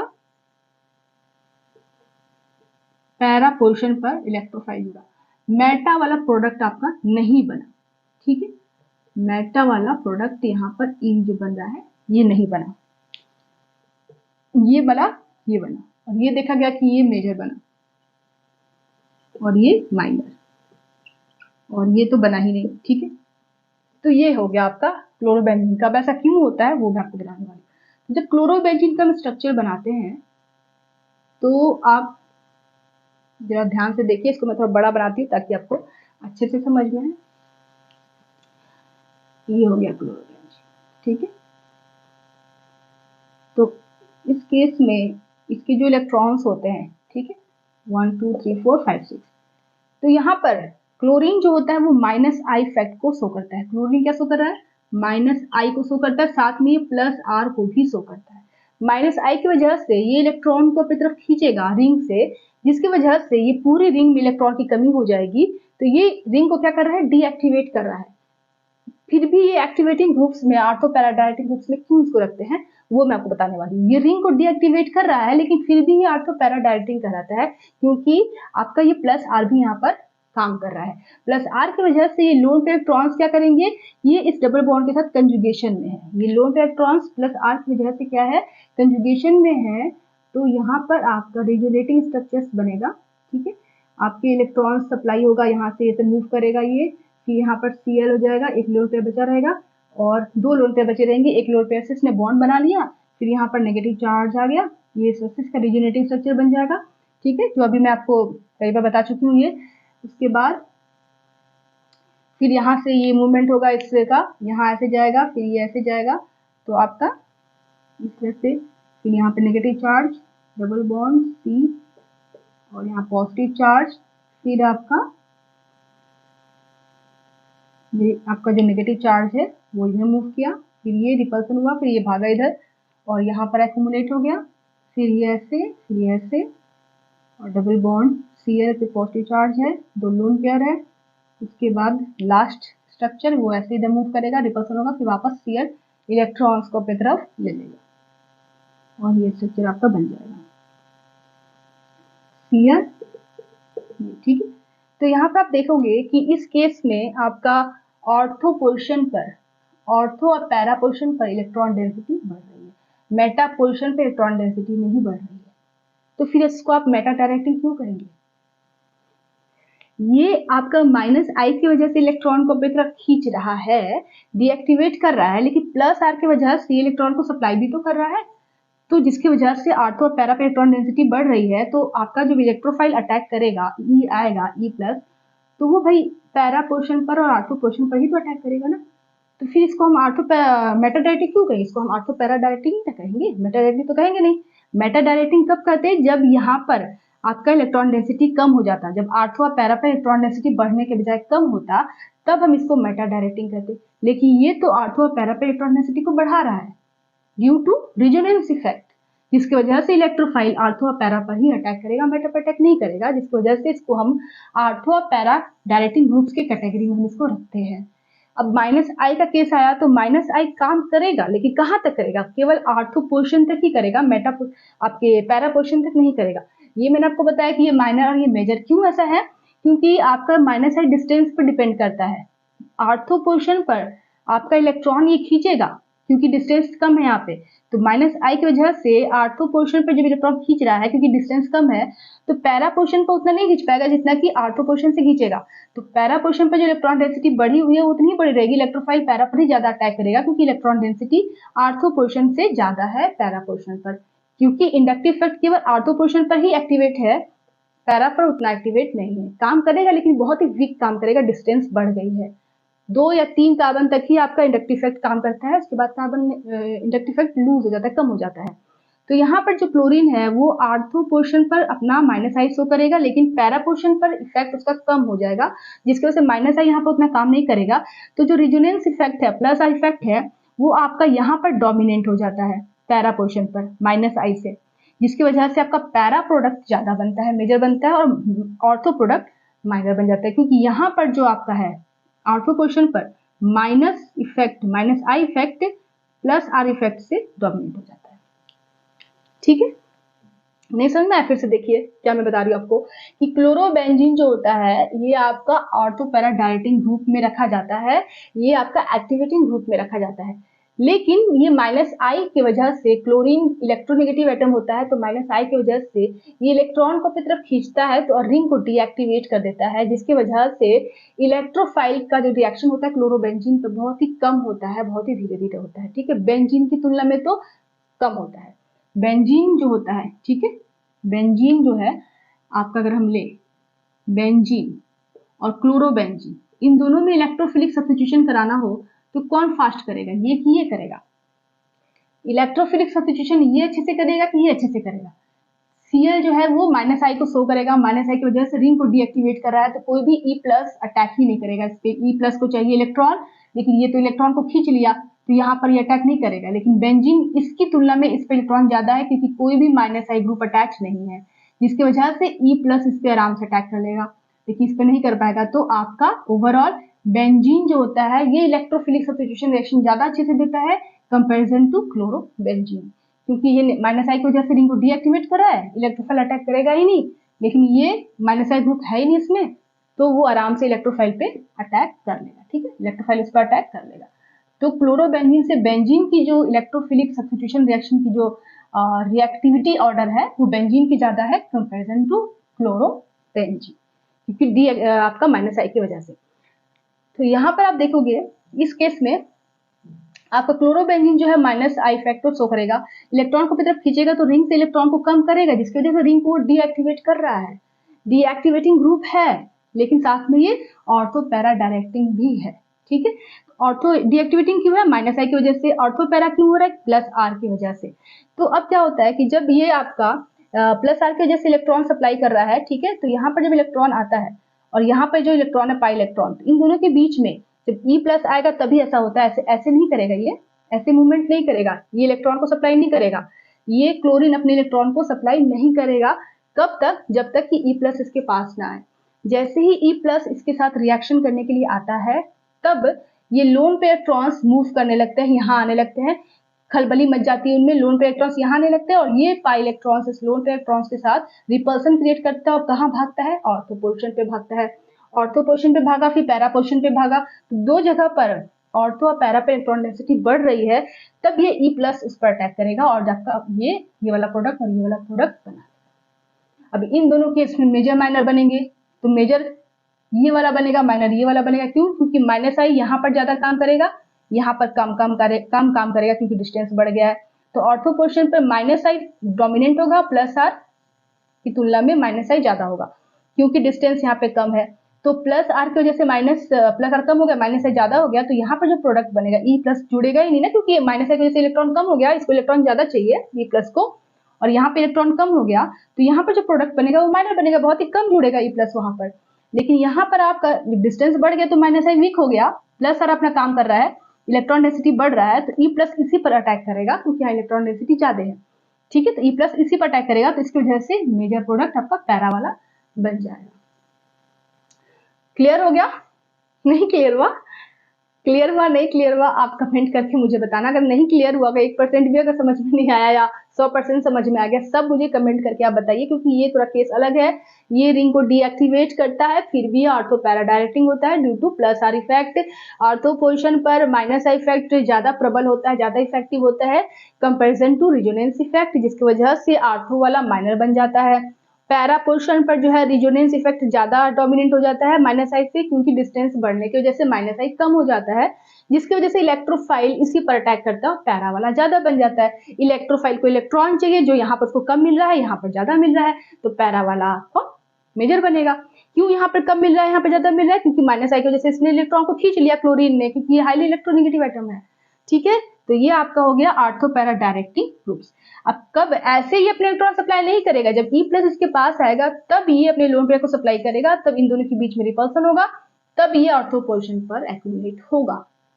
ठीक है, ये हो गया क्लोरोबेंजीन का केस। ठीक है, बहुत इंपॉर्टेंट है, नोट करना, आपको नोट कर लीजिए, ये चीज आप जरूर लिखिएगा। ठीक है, इससे आपको क्लियर समझ में आएगा। प्रोडक्ट में भी ऐसे मेजर माइनर बना देना, ये तो बनेगा ही नहीं। क्यों नहीं बनेगा? मैंने आपको बता दिया कि मेटा पोजिशन पे इलेक्ट्रॉन डेंसिटी नहीं बढ़ रही है। ठीक है स्टूडेंट, तो अब हम पढ़ेंगे मेटा डायरेक्टिंग ग्रुप्स, जिसे हम डीएक्टिवेटिंग ग्रुप्स भी कहते हैं। ठीक है, तो ये ऐसे ग्रुप्स होते हैं जो न्यूक्लियस से, आपका जो बेंजीन रिंग का जो न्यूक्लियस होता है उसे इलेक्ट्रॉन को अपनी तरफ खींच लेते हैं, जिसकी वजह से जो बेंजीन का न्यूक्लियस होता है वो आपका इलेक्ट्रॉन किसमें क्या हो जाती है, कमी हो जाती है, इलेक्ट्रॉन डेंसिटी कम हो जाती है। तो जब कोई इलेक्ट्रोफाइल अटैक करने आता है तो उसको तो भाई इलेक्ट्रॉन ही चाहिए, और रिंग में इलेक्ट्रॉन है ही नहीं, तो वो वहां पर ये जो ग्रुप्स होते हैं वो क्या कर रहे हैं, रिंग को डीएक्टिवेट कर रहे हैं टुवर्ड्स इलेक्ट्रोफिलिक सब्स्टिट्यूशन। वो चाह ही नहीं रहे कि इलेक्ट्रोफिलिक अच्छे से हो, ये जो ग्रुप से ही चाह ही नहीं रहे कि इलेक्ट्रोफिलिक अच्छे से हो, फिर भी वो इलेक्ट्रोफाइल आके जुड़ता है। लेकिन कहाँ जुड़ता है? जहां पर थोड़ा बहुत इसको इलेक्ट्रॉन मिल जाए, तो कहाँ मिलता है, मेटा पोजिशन पर मिल जाता है इलेक्ट्रॉन। अब भाई मेटा पर ही क्यों मिलता है वो मैं आपको बताने वाली हूँ, ऑर्थो पैरा पे क्यों नहीं मिलता है वो भी मैं आपको बताने वाली हूँ। ठीक है, तो ये जो ग्रुप्स आप देख रहे हो, बहुत सारे ग्रुप्स है, बुक में दिए हुए, सब नोट कर लीजिएगा आप लोग। यहाँ पे जो मोस्ट इंपॉर्टेंट ग्रुप्स है वो मैंने आपको बताया है, NO2, CN, CHO, बहुत सारे और भी है इंपॉर्टेंट। ठीक है, तो ये जो NO2 ग्रुप होते हैं या CHO ग्रुप होते हैं, ये डीएक्टिवेटिंग ग्रुप्स होते हैं। ये बेंजीन रिंग से इलेक्ट्रॉन्स क्या करते हैं, खींचते हैं अपनी तरफ। ठीक है, क्यों खींचते हैं?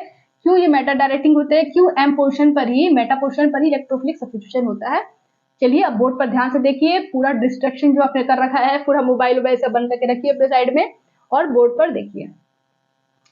ठीक है, ये है आपका रिंग। अब यहाँ पर मैंने जोड़ दिया NO2 ग्रुप। ठीक है, तो NO2 ग्रुप जो होता है वो माइनस आई इफेक्ट को शो करता है। ठीक है, क्योंकि इसमें दो ऑक्सीजन एटम अटैच है और हाईली इलेक्ट्रोनेगेटिव एटम अटैच है, जिसकी वजह से इलेक्ट्रॉन को खींचते हैं, तो ये माइनस आई को शो करता है, साथ में ये माइनस आर को भी शो करता है। ये पूरे रिंग से इलेक्ट्रॉन को खींचने का काम करता है। ठीक है कैसे, चलो देखते हैं। यहाँ पर जो आपका रिंग है, ठीक है, और मैं एक बता रही हूँ, आप बाकी आप CHO, CN सब खुद से भी कर सकते हो। ठीक है, यहाँ पर N हो गया और ये इस तरह की स्ट्रक्चर होती है NO2 की, एक से ये कोऑर्डिनेट बॉन्ड से जुड़ा होता है, बाकी दो वैलेंसी ऑक्सीजन से, एक वैलेंसी रिंग से जुड़ी होती है। फिर यहाँ पे क्या होगा, ये पहला स्ट्रक्चर हो गया, उसके बाद आपका ये जो ऑक्सीजन है ये पाई इलेक्ट्रॉन्स को अपनी तरफ खींचा तो इसके ऊपर नेगेटिव चार्ज आया, तो इस ऑक्सीजन इस नाइट्रोजन के पास इलेक्ट्रॉन की फिर क्या हो जाएगी, कमी हो जाएगी, पॉजिटिव चार्ज आ जाएगा। तो पॉजिटिव चार्ज आएगा तो ये बगल के पाई इलेक्ट्रॉन को अपनी तरफ खींच लेगा। ठीक है, नाइट्रोजन जो डबल बॉन्ड ओ से जुड़ा हुआ है, तो ये डबल बॉन्ड ओ की जो प्रवृत्ति होती है, सिंगल बॉन्ड ओ और डबल बॉन्ड ओ में क्या डिफरेंस है, डबल बॉन्ड ओ होगा तो वो इलेक्ट्रॉन को खींचेगा, सिंगल बॉन्ड ओ होगा तो वो इलेक्ट्रॉन को सप्लाई करेगा अपने लोन पेयर को। याद रखिएगा, सिंगल बॉन्ड से अगर ऑक्सीजन अटैच होगा तो वो लोन पेयर को हमेशा देगा। ठीक है, रिजोनेंस इफेक्ट अगर किसी बेंजीन से अटैच हो तो, और ये जो ऑक्सीजन है अगर डबल बॉन्ड से अटैच है तो वो पाई इलेक्ट्रॉन को तरफ खींचने की इसकी प्रवृत्ति होगी, तो यहाँ पर ये आपका प्लस आर और यहाँ पर माइनस आर को शो करेगा। ठीक है, ये चीज याद रखिएगा, ऑर्गेनिक में बहुत यूज होने वाला है वो। तो यहाँ पर आपका ये चीज हो गया कि जब ये इलेक्ट्रॉन खींच लिया तो नाइट्रोजन के पास प्लस चार्ज आ गया, तो ये बगल के पाई इलेक्ट्रॉन को अपनी तरफ खींच लिया, प्लस आने का मतलब इलेक्ट्रॉन डेंसिटी कम, इलेक्ट्रोनेगेटिविटी हाई, तो बगल के लूजली हेल्ड पाई इलेक्ट्रॉन को अपनी तरफ खींच लेगा वो, तो यहाँ पर पॉजिटिव चार्ज डेवलप हो जाएगा क्योंकि इलेक्ट्रॉन चला गया तो ऑर्थो पोर्शन पे कौन सा चार्ज आया, पॉजिटिव। ठीक है, यस और नो, ओ पर नेगेटिव चार्ज। ठीक है, तो यहाँ पर आप देखोगे कि ऑर्थो पोर्शन पे इलेक्ट्रॉन डेंसिटी कम हो गई क्योंकि इलेक्ट्रॉन तो बाहर चला गया, तो ऑर्थो पोर्शन पे इलेक्ट्रॉन जो पहले था उससे और कम हो गया। ठीक है, आगे देखिए दूसरा, तीसरा केस क्या होगा। तीसरे केस में आपका, पहले इतना बना ले क्योंकि तो बार बार बनेगा, और यहाँ पर ओ, ठीक है, ये ऐसे, और उसके बाद ये जो है कार्बन, इसकी इलेक्ट्रॉन डेंसिटी कम, इलेक्ट्रोनेगेटिविटी हाई हो जाएगी, बढ़ जाएगी। जब पॉजिटिव चार्ज आएगा तो इलेक्ट्रॉन डेंसिटी कम हो गई, इलेक्ट्रोनेगेटिविटी बढ़ गई, बगल के लूजली हेल्ड इलेक्ट्रॉन को अपनी तरफ क्या कर लेगा, खींच लेगा। ये देखो मैंने बाहर की तरफ निकाल दिया, इसको ऐसे ये खींचकर यहाँ कर लेगा। ठीक है, पाई इलेक्ट्रॉन्स को ये, ठीक है। तो अब क्या हो जाएगा आपका कि यहाँ डबल बॉन्ड हो गया, पॉजिटिव चार्ज कहाँ मूव कर गया, पैरा पोर्शन पर, क्योंकि ये इलेक्ट्रॉन इधर मूव किया। ठीक है, पाई इलेक्ट्रॉन, तो इस कार्बन की इक्विवेलेंसी चली गई तो पॉजिटिव यहाँ पर आ गया। ठीक है, नहीं समझ में आ रहा है, समझ में आ रहा है ना क्या बोल रही हूँ। जब इलेक्ट्रॉन जब मूव करेगा तो इस कार्बन के पास एक बॉन्ड कम हो गया तो पॉजिटिव डेवलप हो गया, तो आर्थो और पैरा पे कौन सा चार्ज आया, पॉजिटिव चार्ज आया। ओके, तो ये फिर क्या होगा, सॉरी, ये फिर क्या होगा आपका, इसके पास इलेक्ट्रॉन डेंसिटी कम हो गई इस कार्बन के पास, तो ये क्या करेगा, बगल के इलेक्ट्रॉन को अपनी तरफ खींच लेगा। तो उसके बाद क्या होगा,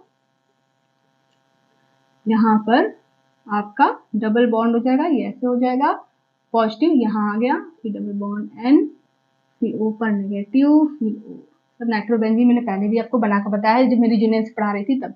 ठीक है, तो यहाँ पर आपने देखा कि ऑर्थो और पैरा पर, ये भी आपका ऑर्थो पोजीशन है, ये भी आपका ऑर्थो पोजीशन है, ये पैरा पोजीशन। तो ऑर्थो और पैरा पर इलेक्ट्रॉन डेंसिटी कम हो रही है, बट मेटा पर कोई भी इफेक्ट नहीं पड़ रहा है। मेटा जस का तस है, मेटा को चाहे वो डीएक्टिवेटिंग ग्रुप हो चाहे एक्टिवेटिंग ग्रुप हो, मेटा जस का तस ही रहता है। ऑर्थो पोर्शन पर ही इलेक्ट्रॉन कम होती है तो वो हो जाएगा डीएक्टिवेटिंग, बढ़ती है तो वो एक्टिवेटिंग। ठीक है, तो ये हो गया आपका तीसरा, और ये हो गया चौथा। मेटा केवल तमाशा देखने वाला इंसान है। ठीक है, मेटा पोर्शन क्या है, तमाशा देखने वाला है, उस पर कोई इफेक्ट नहीं पड़ रहा है। ठीक है, तो यहाँ पर क्या हो जाएगा, ये पॉजिटिव आया तो यहाँ से ये अपने इलेक्ट्रॉन को खींच लेगा वापस।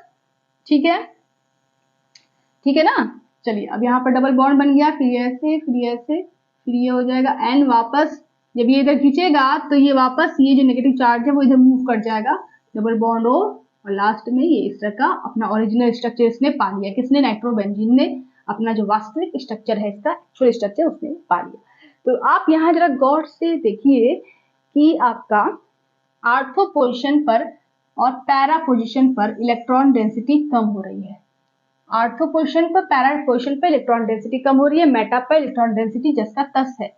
तो ये आपका जो इलेक्ट्रोफाइल आएगा, जो इलेक्ट्रोफाइल आ रहा है, इसको तो इलेक्ट्रॉन चाहिए, जो आर्थो पैरा पे इलेक्ट्रॉन है ही नहीं तो ये कहाँ मूव करेगा, ये बेचारा इलेक्ट्रॉन ही ढूंढ रहा है, लेकिन आर्थो पैरा पे इलेक्ट्रॉन नहीं है तो ये देखेगा कि मेटा पोर्शन अनअफेक्टेड है, उसके पास इलेक्ट्रॉन की संख्या आर्थो और पैरा से थोड़ा ज्यादा है, क्योंकि इस पे तो कोई इफेक्ट ही नहीं पड़ा ना। तो ऑर्थो पैरा जो है वो मेटा से कम हो गया, इलेक्ट्रॉन डेंसिटी उनकी कम हो गई है मेटा से, तो ये बेचारा खींच घाच के कहाँ अटैक करेगा, मेटा पर अटैक करेगा। तो इस वजह से आपके ये मेटा डायरेक्टिंग ग्रुप्स कहलाते हैं, NO2 CHO CN, ये आपके मेटा डायरेक्टिंग ग्रुप्स कहलाते हैं, जिसे हम डीएक्टिवेटिंग ग्रुप्स भी कहते हैं।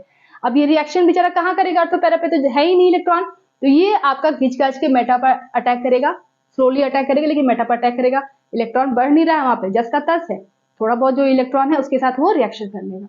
तो ये हो गया आपका NO2 डीएक्टिवेटिंग ग्रुप और मेटा डायरेक्टिंग ग्रुप। इस NO2 ने इस E+ को कहाँ डायरेक्ट किया, तो मेटा पोजीशन पर डायरेक्ट किया, इसलिए इसको बोलेंगे कि ये मेटा डायरेक्टिंग ग्रुप्स होते हैं। Is that clear. ऐसे ही आप CN का भी बनाएंगे, CHO का भी बनाएंगे। CHO का कैसे हो जाएगा, इस तरह का CHO हो जाएगा। CN का कैसे हो जाएगा, ट्रिपल बॉन्ड, ये इलेक्ट्रॉन को ऐसे खींचेगा, C में ये ऐसे खींचेगा। तो आप इसका ड्रॉ करके देखिएगा, नहीं आएगा तो फिर आप कमेंट करके बताना, मैं आपको एक एक करके बताऊंगी। ठीक है, तो रिजोनेटिंग स्ट्रक्चर बनाइए, फिर आप इलेक्ट्रोफिलिक सब्स्टिट्यूशन उसका कराइए। ठीक है, तो अब यहाँ पर अगर आपने नाइट्रो बेंजीन को ले लिया, NO2 को ले लिया, और इसका रिएक्शन आपने कराया CH3Cl, ठीक है, और साथ में आपने लिया एनहाइड्रस AlCl3। ठीक है, अब बताओ क्या बनेगा यहाँ पे। CH3Cl एनहाइड्रस AlCl3, ये क्या हो रहा है, फ्रीडल क्राफ्ट एल्काइलेशन रिएक्शन हो रहा है। तो आप नाइट्रोबेंजीन को ले रहे हो, बेंजीन का डेरिवेटिव आपने लिया है, तो यहाँ पर क्या होगा, तो यहाँ पर ब्रेक करेगा, इस पॉजिटिव आएगा, इस पर नेगेटिव आएगा, तो यहाँ पर एल्काइलेशन में आपका एल्किल ग्रुप जो होता है वो इलेक्ट्रोफाइल निकलता है। तो यहाँ पर ये इलेक्ट्रोफाइल कहाँ अटैक करेगा, ऑर्थो पर की, पैरा पर की, मेटा पर। क्योंकि आपको पता है कि NO2 जो है वो मेटा डायरेक्टिंग होता है, ये मेटा पोजीशन पर इलेक्ट्रॉन को बढ़ाता है, बढ़ाता नहीं है, मतलब इलेक्ट्रॉन डेंसिटी मेटा पर ज्यादा रहती है। ऑर्थो और पैरा पे इलेक्ट्रॉन को कम करता है। ठीक है, क्योंकि ये माइनस आई को शो करेगा, तो ऑर्थो और पैरा पे इलेक्ट्रॉन डेंसिटी कम होगी, लेकिन मेटा पे इफेक्ट इसका नहीं होगा। तो ये आपका जो ग्रुप है एल्किल ग्रुप, ये इलेक्ट्रोफाइल जो है, ठीक है, ये कहाँ अटैक करेगा, मेटा पर अटैक करेगा। क्यों, क्योंकि NO2 ग्रुप जो है वो मेटा डायरेक्टिंग ग्रुप होता है, जिसकी वजह से वो इस इलेक्ट्रोफाइल कहेगा कि तुम मेटा पर अटैक करो, क्योंकि मैं मेटा डायरेक्टिंग ग्रुप हूँ। ठीक है, तो ये आपका CH3 आके यहाँ जुड़ जाएगा और ऑर्थो पैरा कुछ नहीं बनेगा, बस यही एक प्रोडक्ट आपका बनेगा। इज दैट क्लियर, बस एक यही प्रोडक्ट बनेगा, ऑर्थो पैरा नहीं बनेगा, क्योंकि NO2 मेटा डायरेक्टिंग होता है, तो वो इस इलेक्ट्रोफाइल को यहाँ पर अटैक कराएगा। और ये रिएजेंट को देखने के बाद आप बता सकते हो कि ये कौन सा रिएजेंट है, फ्रीडल क्राफ्ट एल्काइलेशन रिएक्शन का रिएजेंट है, जो मैंने आपको पढ़ा दिया है। ठीक है, तो इस तरह से आप समझेंगे कि कौन सा ग्रुप कैसा इफेक्ट शो करता है और इलेक्ट्रोफाइल कहाँ ऐड होगा। समझ में आ रहा है ना। सो स्टूडेंट्स, तो आज यहीं तक क्लास रहने देते हैं। कल की क्लास में इसके बहुत सारे न्यूमेरिकल्स एग्जांपल्स है, क्वेश्चंस है, इस ऑर्थो पैरा डायरेक्टिंग के बहुत सारे क्वेश्चंस आते हैं। अगर आप कंपटीशन की तैयारी कर रहे हैं या रेगुलर की तैयारी कर रहे हैं, रेगुलर एग्जाम की, तब भी ये मोस्ट इंपॉर्टेंट टॉपिक है, बहुत सारे इसके क्वेश्चंस आते हैं। तो इस तरह के रिएक्शन आपको दे देगा और पूछेगा कि आप रिएक्शन कंप्लीट करो, कौन सा प्रोडक्ट बनेगा, कौन सा नहीं बनेगा, कौन सा मेजर बनेगा, कौन सा माइनर बनेगा।